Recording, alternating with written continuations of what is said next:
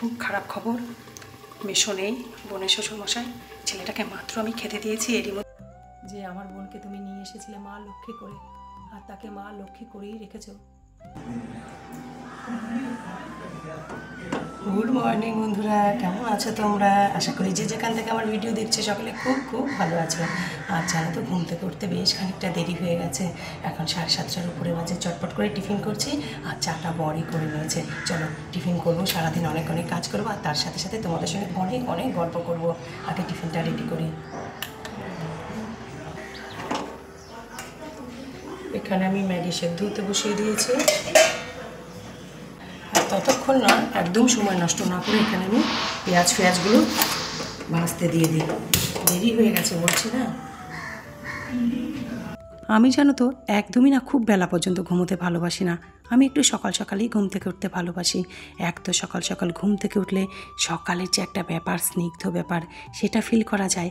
আর তাছাড়া না সকল কাজ না খুব টাইমলি কমপ্লিট হয়। তারপর বরঞ্চ একটু রেস্ট নেব। কিন্তু তবু ওই যে 1-8 দিন হয়ে যায়।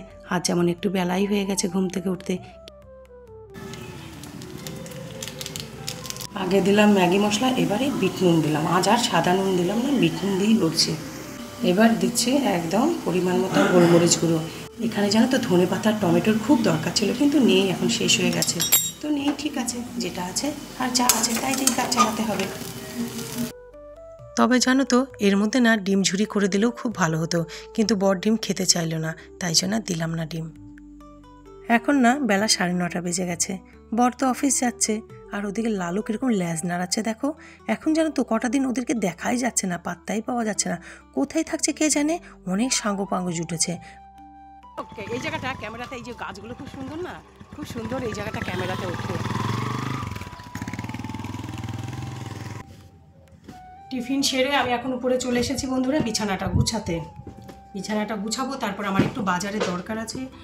ইচ্ছা না থাকলেও এখন আমাকে যেতে হবে। ওটা করে এসেই রান্না বসাবো। স্নান, পুজো, রান্না সব আছে। আজকে আবার বোনের ছেলেটাকে, টিঙ্কু ছেলেটাকে, রিককে খেতে বলেছি। আর আজকের এই বিছানার চাদরটা তুলবো, বেশ কিছুদিন হয়ে গেছে, আর ভাল লাগছে না এই বিছানাতে শুতে, এই চাদরে আর কি। আর আজকে টিফিনে বরকে তো ম্যাগি করে দিলাম, দেখতেই পেলে, একদম ওর উপযুক্তই করেছি। আমি নিজের জন্য করিনি, তার কারণ আমি খেয়েছি দুধ পাউরুটি, অনেকটা দুধ রেখেছিল, আর ঘন ঘন দুধ ছিল, জাল দিয়ে রেখেছিল, দুধটা বর জাল দিয়ে রেখেছিল, একদম ঘন করে রেখেছিল। তো ওটা দিয়ে দুধ পাউরুটি খেয়েছি, তোমাদের সঙ্গে শেয়ার করা হয়নি। আর আমার না দুধ খেতে ভালোই লাগে, ভালো লাগে আমার দুধ খেতে। দুধ পাউরুটি, দুধ মুড়ি, দুধ রুটি।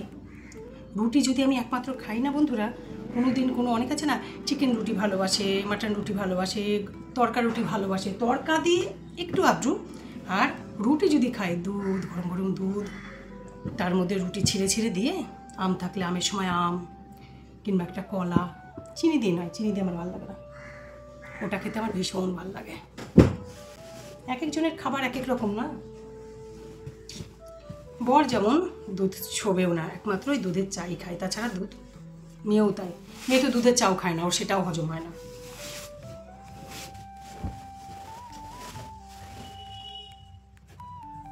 এক চাদর দেখবে বেশি দিন ভাল লাগে না। অনেক দিন হয়েছে সাদা চাদরটা পেতেছি। আর খুব বেশি চাদর, জামা কাপড় বলো যাই বলো, নোংরা হলে দেখবে পরিষ্কার করা যায় না। আর চুমকি দিয়ে কাচবে না, একদম থুপিয়ে থুপিয়ে থুপ হয়ে গেল কাচা।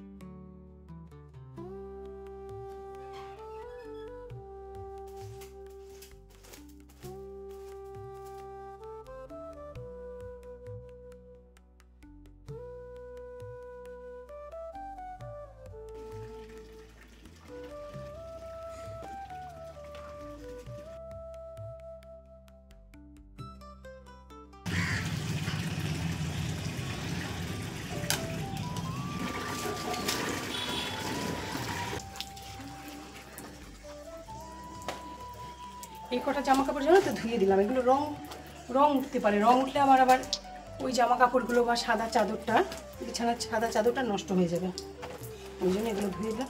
এটাতে রং ওঠে না, ছায়াটাতে উঠতে পারে। এগুলো একটু ধুয়ে মেলে দিলাম, আর ওগুলো ভেজানো থাকুক, চুমকি দিয়ে এসে কেচে দেবে। এবার আমি চটপট স্নান করব, পুজো করব, তারপর রান্না বসাবো। বড্ড তাড়া, বাইরে রোদ উঠছে আর আমারও তাড়া শুরু হয়ে গেছে, কারণ মন্দির বাইরে রোদে পুড়ে পুড়ে যেন ঝামা হয়ে যায় একদম। আর খুব সকাল সকাল দেখবে হয় না, আমার তো বন্ধুরা হয় না। আমি চেষ্টা করি খুব সকাল সকাল ঘুম থেকে উঠে চটপট চটপট স্নান করে পুজো করে নেব, কিন্তু আমার হয় না। কারণ যাদের সকাল সকাল অফিস যায় না, আমার মনে হয় তাদের পুজো করাটা একটু টাফ। আর তারপর ও যখন অফিস যায়, তারপর যে ঝট করে স্নান করে পুজো করব, বাসি বিছানাটা পড়ে থাকে, ঘরের একটা কোণা হয়তো পরিষ্কার করার রয়েছে, তো এই কিছু না কিছু কাজ করতে করতে সেই 11টা 12টা হয়ে যায়, আর রোদ্দুর ঝামা একদম হয়ে যায়। আমি চান করেই বন্ধুরা চলে এসেছি বাগানে ফুল তুলতে, এবার তো পুজো করব। আর বিনোদরা না বাগানটা এত সুন্দর পরিষ্কার করেছে, কি ভাল লাগছে জানো তো। আজ না খুব ইচ্ছে ছিল যে বাগানটা তো খুব সুন্দর পরিষ্কার হয়েছে, তাই না? তো এখানে না আজকে কটা শর্ট ভিডিও বানাবো। ও বাবা, এমন একটা খবর এলো না আসানসোল থেকে, হাসপাতাল থেকে, যে আমরা না পুরোই হিলে গেলাম।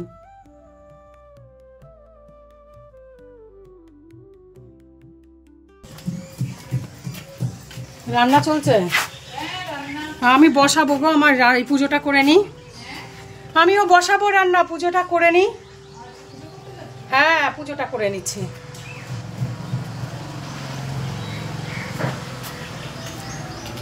ফুল তোলা হয়ে গেল, এখন অনেকটি ফুল ফোটে, ভালো ফুল ফোটে। আমি তো সব ফুল তুলিও না, সব কেন বন্ধুরা, অর্ধেকও তুলি না, গাছে থাকে। আর বাদ বাকি আমার যতটা দরকার ঠাকুরের জন্যে, ঠাকুর ঘরের জন্যে, সেটুকু আমি পুরোটাই তুলে নিই, আর বাদ বাকি গাছে থাকে, দেখতে ভাল লাগে।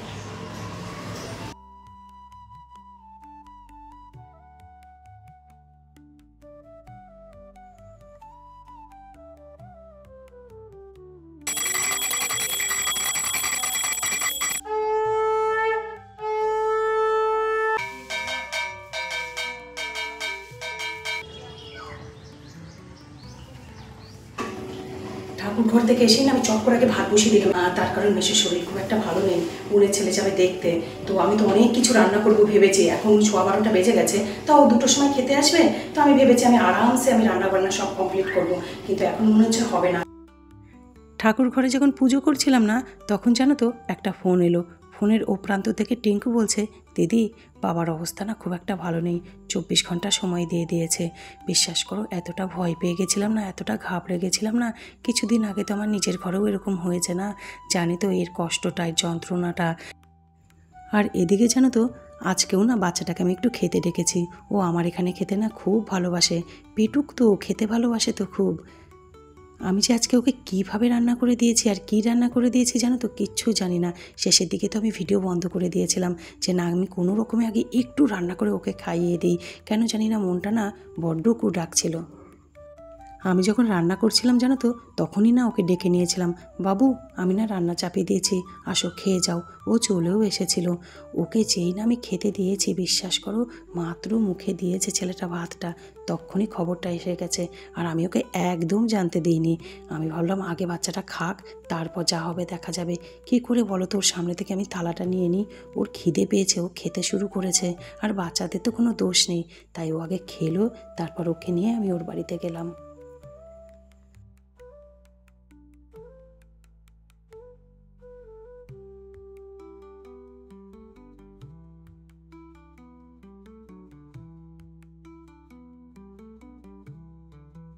খুব খারাপ খবর, মেশো নেই, বোনের শ্বশুরমশাই।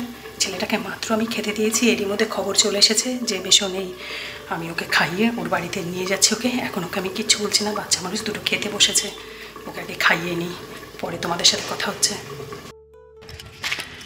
এখন আবার যাচ্ছি টিঙ্কুর বাড়িতে বন্ধুরা। তখন একবার ছেলেটাকে নিয়ে এসেছিলাম, তখন মাসি জানতো না, ছেলেটাকেও জানতে দিইনি, একবার সব কিছু দেখে টেকে গেলাম। কিন্তু এখন টিঙ্কু এসছে, সবাই জানতে পেরেছে বাড়িতে, বাচ্চাটাও জানতে পেরেছে, ওর ঠাকুমাও জানতে পেরেছে, ওই জন্য এখন আবার আসছি। মা বাবা দূরে, এই সময়টাতে তো আমার বেলাতেও ও সবসময় সাথ দেয়, আর আমি তো ওর সময় সবেতেই সাথ দিই। আর আমাদের বাড়ি থেকে না হেঁটে বেশ 4-5 মিনিট। আর আজকে যা গরম না, দুবার এই গরমে আসছি না, আমার এমনি শরীরটা খারাপ করেছিল। গরম না লেগে যায় ওটাই ভাবছি, কিন্তু আসতে তো হবেই।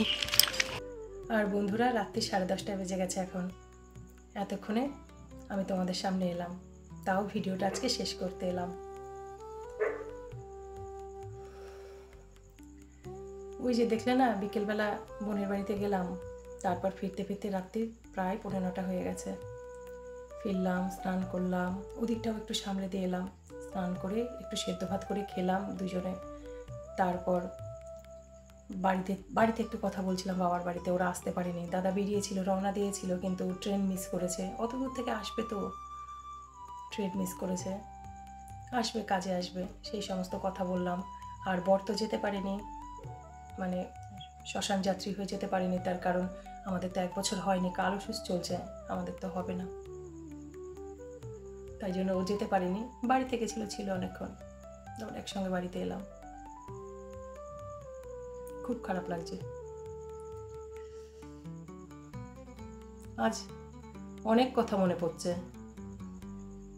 উনি আমার বোনের শ্বশুর। তোমাদের সামনে না, আমি একটা কথাতেই শেষ করে দিতে পারতাম যে বোনের শ্বশুর ছিলেন, মারা গেছে, চলে গেছে। কিন্তু আজ দেখো আমি কতগুলো কথা তোমাদের সঙ্গে বলছি। কারণ কি বলতো, বড্ড ভালোবেসেছে আমাদেরকে, বড্ড ভালো মানুষ। মানে কোনো দিন কারোর সাথে একটা কটু কথাও বলেনি। বলোনি মেশো তুমি কারোর সাথে কটু কথা। তুমি আমার বোনকে মা লক্ষ্মী করে নিয়ে এসেছিলে, আর মা লক্ষ্মী করেই রেখেছো। তোমাকে যে কি বলে ধন্যবাদ আমি বরাবর দিতাম তোমাকে, কি বলে তোমাকে যে কি বললে যে সেটা মানে ভাষাটা প্রকাশ করতে পারবো যে আমরা কৃতজ্ঞ তোমার কাছে, যে আমার বোনকে তুমি নিয়ে এসেছিলে মা লক্ষ্মী করে, আর তাকে মা লক্ষ্মী করেই রেখেছো ঘরের। তার বউ, তার চোখে মা লক্ষ্মী বড় সুন্দরী, তার বৌমা।